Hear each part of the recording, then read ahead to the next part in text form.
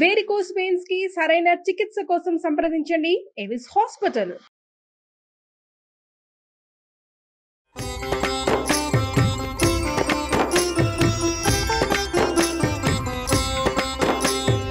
నమస్కారం. విష్ణు పురాణం చెప్పుకుంటున్నాం. ఇవాళ రెండో భాగంలోకి వచ్చాం. బ్రహ్మ సృష్టి ఏ రకంగా జరిగింది, బ్రహ్మదేవుడు ఎలా భూలోకంలోకి వచ్చాడంటే సృష్టి క్రమం ఎలా ప్రారంభమైందో వింటున్నాము. ఆదివరాహ స్వరూపంతో విష్ణుమూర్తి భూమిని జలాలలోంచి ఉద్ధరించాడని చెప్తున్నారు.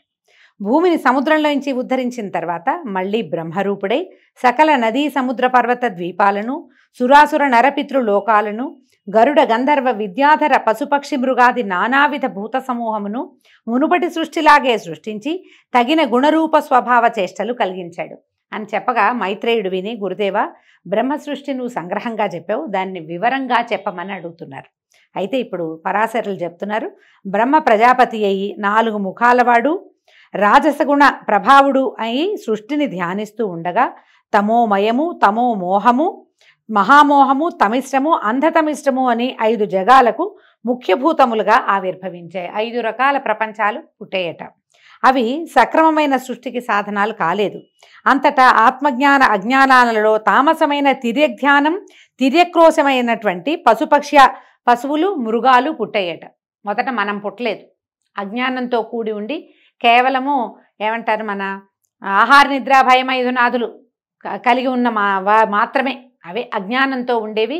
ఏం చేస్తాయో అవి మాత్రమే చేయటం, ఆలోచన లేనటువంటి పశువులు, మృగాలు పుట్టాయట.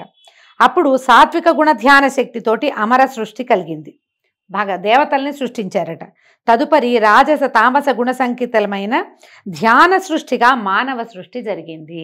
మానవులు రాజసిక తామసిక గుణ సంకలితంగా జన్మించారు. మొదట మృగాలు, జంతువులు పుట్టినాయి, ఆ తర్వాత ఆ దేవతలు పుట్టారు, ఆ తర్వాతే మానవులు జన్మించారు. ఆ పైన కమలభవని సకలావయవముల నుంచి, ఆయన శరీరంలోని అన్ని అవయవాల నుంచి దేవ అసుర మనుజ పితృముఖ సచరాచర భూత సృష్టి జరిగింది. అంటే ఇవన్నీ సంకల్పాలు జరిగినాయి ముందు, ఆ తర్వాత సంకల్పం జరిగిన తర్వాత ఆయన అన్ని అవయవాల నుంచి, ఒక్కొక్క అవయవం నుంచి ఒక్కొక్క సృష్టి చొప్పున జరిగి చరాచర భూత సృష్టి జరిగిపోయిందట. తర్వాత ఆయా జాతులు వారి వారి కర్మల కారణంగా పుట్టి హింసాహింసలు, కాఠిన్య మార్తబాలు, నిందానిందలు, ధర్మాధర్మాలు, సత్యాసత్యాలు, జ్ఞాన అజ్ఞానాలుగా కలిగి ఇంద్రియ వ్యాపారాలకు తగిలి నానా విధములైన రూపాలు, జాతి స్వభావ చేష్టాగుణాలు కలిగేటట్టుగా సృష్టించారు. ఇది విని మైత్రేయుడు సగమే అర్థమైంది ఆయనకి, మనకమల్లేని. ఆయన అడుగుతున్నాడు, సరే మానవులు ఏ ఏ జాతులుగా బ్రహ్మావయవాల నుంచి ఉద్భవించారో చెప్పండి అంటే ఆయన చెప్తున్నారు. బ్రహ్మ సాత్విక గుణ రూపంగా ముఖం నుంచి బ్రాహ్మణులు, రాజస గుణ రూపంగా భుజాల నుంచి క్షత్రియులు, రాజస తామస గుణ రూపాన ఊరువల నుంచి వైశ్యులు, తామస గుణ రూపాన పాదాల నుంచి శూద్రులు పుట్టారు. వీరిలో బ్రాహ్మణులకు వేదాధ్యయనము, క్షత్రియులకు భూపాలన, వైశ్యులకు వ్యాపారము లేదా కృషి, శూద్రులకు బ్రాహ్మణ భక్తి, కృషి, అన్ని రకాల విద్యలు వీళ్ళకి విహిత కర్మలుగా నిర్ణయించారు. కర్మలు, అన్ని రకాల కర్మలు, బలంతో చేయగలిగే పనులన్నీ మీకు 4వ జాతికి ఇచ్చారట. ఈ 4 కులాల వారు కూడా బ్రహ్మ అవయవాల నుంచి పుట్టినవారే కనుక యజ్ఞాలు చేయటానికి అర్హులే. అంటే ఆ కాలంలో అన్ని రకాల జాతుల వాళ్ళు యజ్ఞం చేసుకునేవాళ్ళట. యజ్ఞాల వల్ల దేవతలకు సంతృప్తి, సంతుష్టి కలుగుతాయి. ఆ దేవతల ఆనందమే ప్రజాభివృద్ధికి మూలం. కాబట్టి యజ్ఞాలు కళ్యాణకారకాలుగా గ్రహించాలి. అందుకనే మనకి కృతయుగం అంతా యజ్ఞాలే ఉండేవంటి, పూజలు కాదు, యజ్ఞమే ప్రతి వాళ్ళు కూడా చేసేవాళ్ళు. పాపకర్మల ఆలోచన లేక, దుర్జనుల పనులు విమర్శించక, ధర్మ మార్గం తప్పక, నింద వచ్చేటువంటి ఏ పనులు చేయక, ఇతరుల పొగడ్తలకు పొంగక ప్రవర్తించే నరులు సురలతో సమానులు. వీళ్ళు దేవతలతో సమానం. సరిగ్గా ఉండాలి ప్రవర్తన, నియమావళి అన్నమాట ఇది. ఇలా ప్రవర్తిస్తే మనం దేవతలతో సమానమైపోతామని. తాము చేసిన దానముల ఫలంగా మోక్షాన్ని మానవులు పొందుతారు. శ్రద్ధగా ఆచారాన్ని పాటిస్తూ ఎవరిని బాధించక, తాము ఎలాంటి బాధలు పొందక నిర్మల మనస్కులై విష్ణుభక్తి పరాయణులుగా జీవించేవారు బ్రహ్మ ప్రత్యేకించి సృష్టించిన వారిని గ్రహించండి. తామస గుణంతో లోభమోహాలకి లొంగి, పుణ్యక్రియల ఆలోచన లేక, రోగాలకు చిక్కి, పాపపుణ్యాలతో నలుగుతూ పామరులుగా ఉండేవారుగా బ్రహ్మ కొందరిని సృష్టిస్తాడట. కొందరు పుణ్యాత్ములు, కొందరు పాపకర్మలు, కొందరు పాలకులు, కొందరు సేవకులు, కొందరు మాననీయులు, కొందరు సంపన్నులు, ఇంకొందరు దరిద్రులు బ్రహ్మ సృష్టిలోనే ఉంటారు. భగవంతుడే బ్రహ్మే అట్లా రకరకాలుగా సృష్టిస్తాడు. వీళ్ళు తమ తమ కర్మల్ని అనుసరించి ఇప్పుడు ధనవంతుడు ధనహీనుడు గాను, ధనహీనుడు ధనవంతుడు గాను మారే అవకాశం ఉంది. ఆయనే పుట్టిస్తాడు పేదవాడిని. పేదవాడు గొప్పవాడు అవడా అవుతాడు. అయిన వాళ్ళని చాలామందిని చూస్తాం కదా. అట్లాగే పుణ్యాత్ములు పాపకర్మలు అవుతారు, పాపాత్ములు పుణ్యకర్మలు అయ్యే అవకాశం ఉంది. కార్తీక పురాణం దీన్ని ప్రతిపాదిస్తుంది. అడుగడుగునా మనం అట్లాగే చాలా కుకర్మలు చేసిన వాడు మళ్ళీ ఒక పూజ చేసి ఒక పౌర్ణమి నాడు దీపారాధన చేసి మళ్ళీ మోక్షాన్ని పొందాడని చూపిస్తారు. పరస్పరం ధనకాంక్షతో పోరాడే వారికి తగిన చతురంగ బలాలు, పురాలు, వాహనాలు బ్రహ్మ సృష్టి విశేషంగా తెలుసుకో. ఎప్పుడు యుద్ధాలు చేసే వాళ్ళకి బోళ్ళంత జనం ఉంటారు, వాళ్ళ దగ్గర జనం చేరుతూ ఉంటారనమాట. మానవుల జీవనానికి ధాన్యము, పప్పు దినుసులు, గో మహిషాలు, నివాసాలు, ఫలవృక్షాలు, తిలలు, పెసలు మొదలైన పదార్థాలు కూడా బ్రహ్మదేవుడు సృష్టించినవే.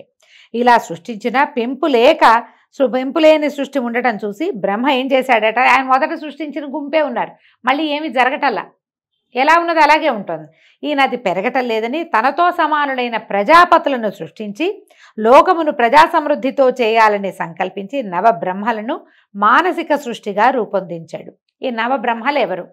భృగువు, పులస్త్యుడు, పులహువు, క్రతువు, అంగిరసుడు, మరీచి, దక్షుడు, అత్రి, వశిష్ఠుడు. వీళ్ళని నవబ్రహ్మలుగా చెప్తారు. తర్వాత వీళ్ళకి భార్యల్ని కూడా సృష్టించాడు. వీళ్ళకి వరుసగా చూడండి, ఖ్యాతి, భూతి, సంభూతి, క్షమ, ప్రీతి, సన్నపి, ఊర్జ, అనసూయ, అరుంధతి అనే కన్యకల్ని కూడా సృష్టించి ఈ నవబ్రహ్మలకి సక్రమంగా లైన్ ప్రకారం అన్నమాట. భృగువుకి ఖ్యాతి, పులస్త్యుడికి భూతి, అట్లా లైన్ ప్రకారము వీళ్ళకి కన్యలను సృష్టించి వివాహాలు చేశాడు. అలాగే సనకాది యోగులను మానస సృష్టిగా జన్మించాడు. సనక, సనందన, సనత్కుమార, సనత్ సుజాతులు బాలుర రూపంలో ఉండేటువంటి మునులుగా వీళ్ళని నలుగురిని సృష్టించి వీళ్ళని సృష్టి చేయమంటే వాళ్ళు ఒప్పుకోలేదట. సంసార విముఖులై బ్రహ్మ విద్యాపారంగతులై తపశ్చర్యకి జీవితాలు అంకితం చేసి ఆ మహాత్ములైపోయారు వాళ్ళు. తర్వాత పద్మాసుని కనుబొమ్మల నడుము నుంచి కామిని సహితుడై మధ్యాహ్న భాస్కరుడిలాగా ఫాలాక్షుడైన రుద్రుడు ఉద్భవించాడు. ఆ అర్ధనారీశ్వరుడి వెంట మరో 10 మంది పుట్టారు. వాళ్లే ఆ 10 మంది మొదట పుట్టిన రుద్రుడు కలిసి ఏకాదశ రుద్రుడు. తర్వాత బ్రహ్మ ఏం చేశాడట, ఒక పుత్రుణ్ణి కుమారుణ్ణి సృష్టించుకున్నాడు. అతని పేరు స్వయంభువ మనువు. అయితే శక్తియుక్తులకు అతను తండ్రి లాంటివాడే, బ్రహ్మదేవుడు లాంటివాడే ఈ మనువు. ఇతను శతరూప అనే కాంతని పరిగ్రహించాడు. ఆ వధూవరులకు ప్రియవ్రతుడు, ఉత్తానపాదుడు అని 2 కొడుకులు కలిగారు. ప్రసూతి, ఆకూతి అనేటువంటి 2 కూతుళ్ళు కూడా కలిగారు. దక్షుడు ప్రసూతిని, రుచికుడు ఆకూతిని చేపట్టారు. వాళ్ళకి యజ్ఞుడనే కుమారుడు కలిగాడు.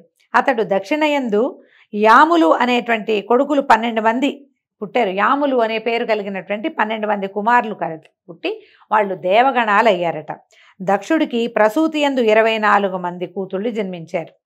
అయితే ఈ 24 మందిలో వీళ్ళలో 13 మంది పేర్లు చెప్తున్నారని చూడండి. మనం పేర్లు పెట్టుకోవచ్చు ఇవి చక్కగా. శ్రద్ధ, లక్ష్మి, ధృతి, తుష్టి, పుష్టి, మేధ, క్రియ, బుద్ధి, లజ్జ, వపువు, శాంతి, సిద్ధి, కీర్తి అనే 13 మందిని ధర్మువు అనేటువంటి దైవగణాల్లో ఒకడైన వాడికి ఇచ్చి వివాహం చేశారు. ఖ్యాతి, సతి, సంభూతి, స్మృతి, ప్రీతి, క్షమ, సన్నపి, అనసూయ, ఊర్జ, స్వాహ, స్వధ అనే 11 మందిని వరుసగా భృగువు, భవుడు, మరీచి, అంగిరసుడు, పులస్త్యుడు, పులహుడు, క్రతువు, అత్రి, వశిష్ఠుడు, అగ్ని, పితృదేవుడు వరించారు. తదుపరి కల్పారంభ సమయంలో బ్రహ్మ అంక నుంచి ఒకరిని పుట్టించాడట. ఆయన ఒళ్ళోంచి తొడమలోంచి ఓడిలోంచి ఒకడిని పుట్టిస్తే అతని పేరు నీలలోహితుడట. ఆ పుట్టిన వెంటనే ఆ శిశువు నాకు ఏడిచేట, నాకు పేరేమిటి అని అంటే రోధించటం వల్ల అతనికి రుద్రుడు అని పేరు పెట్టారట. ఆ బాలుడు అలాగే 7 సార్లు ఏడిస్తే 7 సార్ల నుంచి భవుడు, శర్వుడు, మహేశ్వరుడు, పశుపతి, భీముడు, ఉగ్రుడు, మహాదేవుడు అని పేర్లు పెట్టి రుద్రాదిగా ఆ 8 పేర్ల వాణిని చేసి 8 మందిగా విభాగించారట. ఈ 8 మంది ఎవరు?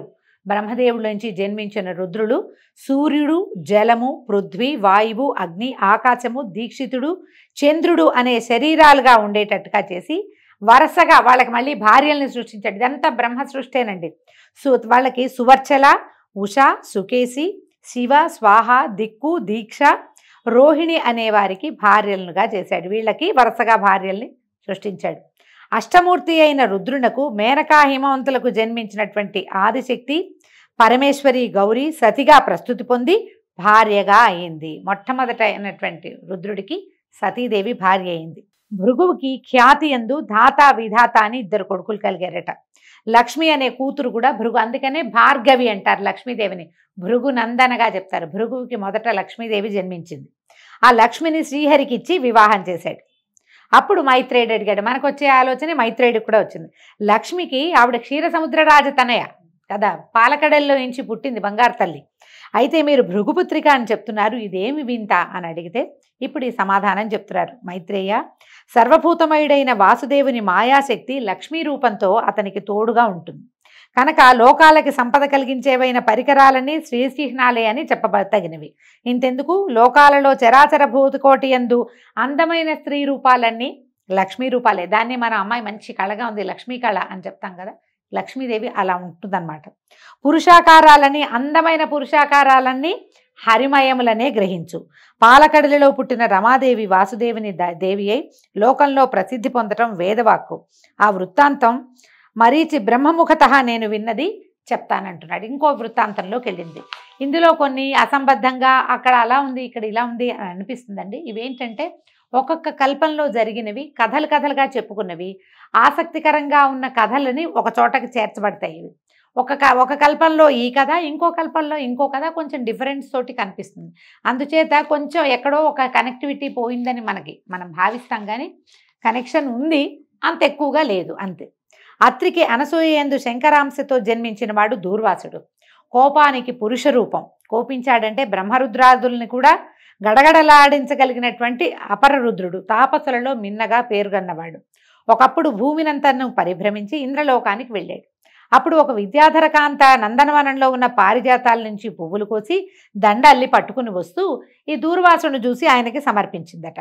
దూర్వాసుడు తన దండని తన జటలకు వేళ్లాడగట్టి విలాసంగా ఏనుగులాగా నడుస్తూ వస్తూ ఎదురుగా ఐరావతారూఢుడైన ఇంద్రుణ్ణి చూసి కొంచెం పక్కకి ఒత్తిగిల్లి నుంచున్నాడట. ఏనుగు వస్తుందని పక్కకి వెళ్ళాడు. అయితే ఇంద్రుడి దగ్గరగా వచ్చేసరికి దూర్వాసుడు తన జడల్లో ఉన్న పూదండను చూసి ఇంద్రుడికి అందించి దీవించాడు. ఇంద్రుడు ఆ దండను అంకుశంతో అందుకుని అలక్ష్యంగా ఐరావతం యొక్క కుంభస్థలం మీద ఉంచాడు. ఆ పూదండ పరిమళానికి గండు తుమ్మెదలు రొద చేస్తూ దాని మీద వాలగా ఐరావతం బెదిరి ఆ పుష్పమాలికను తొండంతో కింద పడేసి కాళ్లతో తొక్కి రేకులు ఊడగొట్టి నలిపి విసిరేసింది. అటు ఇటు ఉన్నవారు ఇంద్రుడు కూడా ఏనుగు చేసిన పనికి చప్పట్లు చరుస్తూ పకపక నవ్వారు. ఇంద్రుడు ఈ దుర్వాసుడు ఆ వికారపు పనిని చూసి నిప్పులు రువ్వుతున్నటువంటి కళ్ళతోటి, ఔరా ఇంద్ర, అమరాధిపతిని ఆదరించి మన్ననగా పూదండ ఇస్తే రాజ్యాధికార మతంతో ఇట్లా దుర్వినీతంగా ప్రవర్తిస్తావా? నీ సిరి సంపద సముద్రంలో కలియుగాక అని శపించి వేడి నిట్టూర్పులు విడుస్తూ వడివడిగా వెళ్ళిపోయాడు. వెంటనే ఇంద్రుడు పరిగెత్తుకుంటూ దిగేశాడు. ఏనుగు దిగి పరిగెత్తాడు. దూర్వాసునికి ఆ పాదాల మీద సాష్టాంగంగా నమస్కరించి చేతులు జోడించి నన్ను క్షమించమని బతిమలాడాడు. నా తెలివి తక్కువతనాన్ని క్షమించు, అనుగ్రహించు అని గద్గద కంఠంతో ప్రార్థిస్తే ఆయన నెయ్యి పోసిన అగ్నిలాగా, అగ్నికి ఆజ్యం పోసినట్టు అంటాం కదా, ఇంకా ఉడికెత్తిపోయేట. దురాత్మ, మర్యాదామన్నా లేక నన్ను అవమానించావు. ముజ్జగాల దొరతనం అంత మత్తెక్కించింది నీకు. అలా చేసిన అవమానం చాలక ఇంకా ఏదో మాట్లాడి నన్ను వల్ల వేసుకోవాలని చూస్తున్నావా? నోరు మూసుకుని పోతావా, లేదా నీ ఊరు పేరు పోయేలాగా శపిస్తానన్నాడు. ఆనాడు దొంగవేషం వేసి అహల్యను అవమానించి గౌతముని చేతి దయతలిచి బతికి వచ్చావు. నేను గౌతముణ్ణి కాను. నా కోపానికి అగ్ని కూడా బూడిదవ్వాల్సిందే. అత్రిమహాముని కొడుకుని తెలుసా నేను? పోపో, నువ్వు ఇంకా ఏమైనా అన్నావో నీ బతుకు నడివీధి మెతుకవుతుంది. భరించరాని అవమానం చేసావు, పోపో అని ఏ శాపావసానము చెప్పకుండా ఇలా చెయ్యి పోనీలే అని అనలా. ఆయన మన్నించడం అనేది అసలు ఆయన చరిత్రలోనే లేదనమాట. పరిగెత్తినట్టు వడివడిగా వెళ్ళిపోయాడట. చేసేది లేక ఇంద్రుడు వెనక్కి తిరిగొచ్చి కందిపోయిన మొహంతో దుఃఖంతో కుందుతూ ఐరావతం ఎక్కి ధారగా కన్నీళ్లు కార్చుకుంటూ భవనానికి వెళ్ళాడట. అమరావతి అంతా కలకలం వచ్చేసింది. ఏమిటా అని వాకిట్లో నుంచి బయటకు వచ్చి నుంచుంటే అప్సరసలు, కల్పవృక్షము, కామధేనువు, ఐరావతము, ధనరాశులు ఒకదాని వెంబడి ఒకటి పెనుగాలికి దొర్లిపోయినట్టుగా ఎక్కడికో దొర్లి వెళ్ళిపోయినాయి. ఇంద్రజాలంలాగా అమరావతి మొత్తం సర్వం సహా శూన్యమైపోయిందట. దూర్వాసుడు పెట్టిన శాపం ముల్లోకాల ప్రభువుకి తగిన ముజ్జగాలకి ఆవరించేసింది. మొత్తం ఈయనకొక్కడికే కాదు, మొత్తం అంతా పోయింది. ధరలో దాన ధర్మాలు తెరచాటయ్యాయి.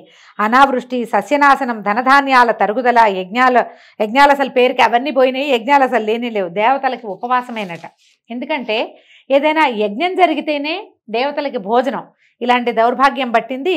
ఏమైపోతుందో ఏం చేయాలో తెలియక వీళ్ళంతా దుఃఖంలో ఉంటే ఇదే సమయం అని విప్రజిత్తు మొదలైన దానవులు అమరావతి మీదకి దండెత్తారు. చాటుమాటుగా అక్కడ ఇక్కడ ఇరుక్కుపోయి కదలకుండా ఉన్న సంపదని కొల్లగొట్టి ఈ ఇంద్రుడిని ఎదిరించారు. సర్వసన్యాసం చుట్టుకున్న ఇంద్రుడు వారిని ఎదిరించలేక పారిపోయి బ్రహ్మను దర్శించి దూర్వాసన శాపం వల్ల ముల్లోకాలకి తనకి పట్టిన దౌర్భాగ్య దశని రోధిస్తూ చెప్పుకున్నాడట. ఈయనేమన్నాడు బ్రహ్మదేవుడు, దూర్వాసుడు సామాన్యుడు కాదు, సిరి సంపదలు నీకు పోయినా నువ్వు ప్రాణాలతో బతుకున్నావు, అంత సంతోషించు. ఇక అతని పేరు చెప్తే నా గుండె కూడా గడగడలాడుతోంది. అయితే నిన్ను ఈ సమస్యల నుంచి నిన్ను కాపాడగలిగిన వాడెవరంటే ఒకే ఒక లక్ష్మీరమణుడు మాత్రమే, సర్వశక్తి సంపన్నుడు. ఆ స్వామిని ప్రార్థిద్దాం పదాని అగ్ని మొదలైనటువంటి దిక్పాలకుల్ని, బృహస్పతి మొదలైన మునులని దగ్గర పెట్టుకుని పాలకడలిలోకి వెళ్ళాడట. అందరూ శ్వేత ద్వీపం చేరారు. ఆ ద్వీపం నడుమునున్న వైకుంఠము, దానిలో లక్ష్మీ మండపంపై సనకాదుల దివ్య ప్రసంగాలు వింటూ ఉన్నటువంటి కోటి కందర్పమూర్తిని, పుండరీకాక్షుణ్ణి, దివ్యాలంకార శోభితుణ్ణి, పీతాంబరుణ్ణి, లక్ష్మీ మనోహరుణ్ణి దర్శించి ఆనంద పరవశులయ్యారు. వీళ్ళ దగ్గర ఉన్న సంపద అంతా పోయింది, కానీ సాక్షాత్తు లక్ష్మీరమణుడైన విష్ణుమూర్తి మాత్రం ప్రశాంత చిత్తంతో ఉన్నాడు. శ్వేతకల్పం అంతా వైభవోపేతంగానే ఉంది. అప్పుడు ఈయన అడిగాడు, దేవేంద్ర ఏం వార్త, ఇంత చిన్నబోయినట్టుగా ఉన్నావు, నీ కళ తగ్గిపోయింది, బ్రాహ్మణ క్షోభ ఏదో నీకు తగిలినట్టు తోస్తోంది అని అంటే, అప్పుడు ఈ దూర్వాసుడు శపించడము, ఇంద్రరాజ సంపద అంతా నాశనం అవటాన్ని, ఇది ఎలా తప్పుతుంది, ఈ దౌర్భాగ్యం నుంచి తప్పించుకోవటం ఎట్లా చెప్పమంటే, అప్పుడు ఏం చెప్పాడంటే, వాసవ విచారించకు, నేను చెప్పేది వినమన్నాడు. దిక్పాలకులతో వెళ్ళు, రాక్షసులతో కపటపు సంధి చేసుకుని వాళ్ళు మీరు పాల సముద్రంలో ఓషధి లతలు వేసి మందరగిరి కవ్వంగా వాసుకి తాడుగా ఆ సముద్ర మథనాన్ని చేయండి. నా సహాయం సమయానుకూలంగా ఉంటుంది. అమృతంతో సహా మహిత వస్తువులు, ముల్లోకాల వైభవానికి కారణాలైనవన్నీ మళ్ళీ వస్తాయి. అమృతపానం అవుతుంది. ఆ పోయిన సంపదంతా మీ వశమవుతుంది. రాక్షసులకు చెందేది శ్రమ మాత్రమే. నువ్వు యథాపూర్వకంగా నువ్వు ముల్లోకాలకి అధిపతి అవుతావు, వెళ్ళు అని ధైర్యం చెప్పి పంపించాడు. అందరూ ఆనందంగా వెనుతిరిగి వచ్చారు. చమత్కారంగా మాట్లాడి ధనుజులతోటి సంధి చేసుకున్నారు. మందరగిరిని పెళ్లగించి తెచ్చారు. వాసుకుని కవ్వపు తాడుగా చుట్టి పాలకడలిలో వేశారు. ఓషధి లతలు చుట్టూతా ఉంచారు. అడుగున ఆధారం లేక ఈ మందరగిరి లోపలికి వెళ్ళిపోయిందట. వెళ్ళిపోతే ఇంద్రుడు మనసా పుండరీకాక్షుని ధ్యానించి ప్రార్థించగా పద్మాక్షుడు వచ్చి 1,00,000 యోజన విశాలమైన కూర్మరూపం ధరించి జలధిలో ప్రవేశించి మందరగిరిని పైకెత్తి తన వెన్ను మీద ధరించాడు. తర్వాత అది అక్కడ ఉండగానే నిజరూపంలో పైకొచ్చి దేవదానవులను చూసి తరమండి, బాగా చిలకండి అని ప్రోత్సహించాడు. దేవతలు వాసుకి తోకను, దానవులు తలను పట్టుకుని మందరగిరిని తిప్పడం ప్రారంభించారు. వాసుకి శ్రమాధిక్యం వల్ల విడిచే నిట్టూర్పులతోటి విషజ్వాలలు వచ్చి దానవులని బాధించేవి. వాళ్ళు ఆ బాధకి చిక్కి అలాగే తిప్పుతుంటే దేవతలు ఎలాంటి శ్రమ ఎరక్కుండా తిప్పారు హాయిగా. అలాగా తరమగా బాగా చిలగ్గా సముద్రం నుంచి కల్పవృక్ష కామధేనువులు, చింతామణి, రంభాది అప్సరసలు, ఐరావతము, ఉచ్ఛైశ్రవము వెలికిరాగా శ్రీపతి ఆ సమూహం మొత్తాన్ని ఇంద్రుడికి అప్పచెప్పాడు. వచ్చిన వాటన్నిటిని ఇంద్రుడికి అప్పచెప్పేశారు. నవనిధులు పుట్టగా కుబేరుడికి ఇచ్చారు. చంద్రకళ బయటకు వచ్చింది. ఆ చంద్రుడినేమో శివుడికి శిరోభూషణంగా ఇచ్చారు. ఒక కళ్ళు కొండ వచ్చిందట. దాన్ని దానవులు కైవసం చేసుకున్నారు. మనం సాధారణంగా వినలేదండి, ఇది కొంచెం ప్రత్యేకంగా కనపడుతుంది. భరించరాని విషం వస్తే దాన్ని సర్పాలు తీసుకునేవి. ఆ తర్వాత అమృత కలశం పట్టుకుని దివ్యాంబర ఆభరణధరుడైనటువంటి ధన్వంతరి బయటికి వచ్చి కనుసైగ చేత విష్ణువు సైగ చేసేసరికి తీరంలో ఉన్న ఒక చెట్టు కింద నుంచున్నాడట. వెళ్ళి తర్వాత పద్మపాణి, లోకజనని, విద్వాంసుల ఉపాస్య దేవత, త్రైలోక్య సుందరి, దయారాశి అయినటువంటి లక్ష్మీదేవి పాలకడలి తరంగాల మీద నుంచి అల్లనల్లన నడిచి తీరానికి వచ్చింది. మునులు శ్రీదేవిని శ్రీసూక్తంతో స్తుతించారు. విశ్వావసువు మొదలైన గంధర్వులు శుభగీతాలు పాడారు. ఘృతాచి మొదలైన అచ్చరలు ముచ్చటగా నాట్యమాడారు. ఐరావతాది దిగ్గజాలు సువర్ణ కలశాలలో గంగాజలం తెచ్చి అభిషేకించాయి. సముద్రపతి ఎన్నడూ వాడని పద్మమాలికలు ఇచ్చాడు. విశ్వకర్మ దివ్యరత్న అలంకారాలు సమర్పించాడు. బ్రహ్మరుద్రాది దేవతలు దివ్యమాల్య అంబరాలతో, మాల్యాంబరాలు అంటే మాలలు, వస్త్రాలు కూడా చందనము తీసుకొచ్చి అలంకరించారు అమ్మని. ఇలాగా మహావిభవాభిరామ అయిన ఆ దేవదేవిని దేవదేవుడు పరిగ్రహించి వక్షస్థల నివాసినిగా చేసుకున్నాడు. ఆమెను ఎత్తి తన హృదయంలో ప్రతిష్ఠ చేసుకున్నాడు. మొదట ఆవిడ బయటకు వచ్చినప్పుడే అమ్మ నిత్యానపాయిని అయి ఆయన వక్షస్థలాన్ని ఆశ్రయించి ఉన్నదట. తర్వాత ముల్లోకాలు సకల సంపద్వృద్ధిని పొంది కళకళలాడాయి. శ్రీహరి తనకు శత్రువులైన దానవులకు తృణమైనా చేరనీయక జలధిలో సంభవించిందంతా తన అనుచరులైనటువంటి దేవతలకే సంక్రమింపచేశాడు. అప్పుడప్పుడు ఇది అన్యాయం కదా అనిపిస్తుందండి. ఏమీ ఇవ్వలేదు, వాళ్ళతో చిలికిచ్చాడు కానీ వాళ్ళకి ఏమి ఇవ్వలేదు, పక్షపాతిగా ప్రవర్తించాడు అనిపిస్తుంది. భగవంతుడు స్వపక్షపాతిగా ఉండటం మరి సహజమేనేమో, ఆయన సహజ లక్షణం అయి ఉంటుంది. అంతలో విప్రజిత్తి మొదలైన దానవులు గుమికూడి ఉరికి అమృత కలశం తీసుకుపోయారు. దేవతల బికమొహాలతో చూస్తూ నుంచున్నారు. శ్రీపతి వెంటనే మోహిని రూపంతో దానవుల వద్దకు వెళ్ళి వాళ్ళని మోహ విభ్రాంతుల్ని చేశాడు. చిరునవ్వు, చిలికి చూపులు, హంస నడకలు, చేసంజ్ఞలు మొదలైన విలాసాలు ప్రదర్శించే ఆ మోహినిని చూసి ముగ్ధులైపోయారు. దానవుల మాట చెప్పనే అక్కర్లేదు. తమ వద్ద అమృత కలశం ఉందన్న విషయమే మర్చిపోయి పరవశులైపోయారు. ఆ అవస్థలో మోహిని వారి వద్దనున్న అమృత కలశం తీసుకొని పోయి దేవతలకు పంచిపెట్టింది. అమృతపానంతో ఇంద్రుడు రెట్టించిన బలపరాక్రమాలు కలిగిన వాడయ్యాడు. వజ్ర ప్రయోగంతో దానవులను హడలగొట్టగా చేసేది లేక దానవులంతా పాతాళానికి పారిపోయారు. మందర పర్వతాన్ని మునుపటి చోటుంచి వాసుకుని ప్రశంసించి పంపించి దేవతలు తమ స్థానాలకి వెళ్ళిపోయారు. ఆ తర్వాత ఇంద్రుడు లక్ష్మీకాంతునికి నమస్కరించి ఆ స్వామి కరుణ చేత ముల్లోకాల పాలనాధికారాన్ని పొందాడు. సూర్యుడు ప్రసన్న దీప్తిమంతుడై ప్రకాశించాడు. గ్రహతారక గణాలు యథాపూర్వకంగా వెలసిల్లాయి. అగ్నిహోత్రాలు దక్షిణార్చులతోటి వెలిగాయి. భూతకోటి హృదయం ధర్మజ్ఞానంతో విలసిల్లింది. భూమండలము అనావృష్టి దోషము, తర్వాత రాచ దురుసుతనము పోయి సస్య సమృద్ధితోటి ప్రజాభివృద్ధితోటి రాణించింది. అంటే ఈ సముద్రం చిలకటం వల్ల కేవలం దేవతలకి దానవులకే కాదు సమస్త ప్రపంచానికి కూడా ఈ లక్ష్మీ సమృద్ధి కలిగిందని చెప్తున్నారు. సకల లోకాలు సంపత్కరాలయ్యాయి. ఈ విధంగా లక్ష్మీ విలాసం వల్ల లోకాలన్నీ నిండుకుండలయ్యాయి. ఇంద్రుడు శ్రీకాంతుని అనుమతితో అమరసమేతుడై అమరావతికి వెళ్ళి సమధిక కళతో ధర్మ మార్గాన్ని ప్రవర్తిస్తూ ఉన్నాడు. నిత్యము తనని ఉపాసిస్తున్న ఇంద్రునకు మహాలక్ష్మి ప్రత్యక్షం కాగా సాష్టాంగ నమస్కారం చేసి చేతులు ముగిచి ఇంద్రుడు ప్రస్తుతించాడు అమ్మవారిని.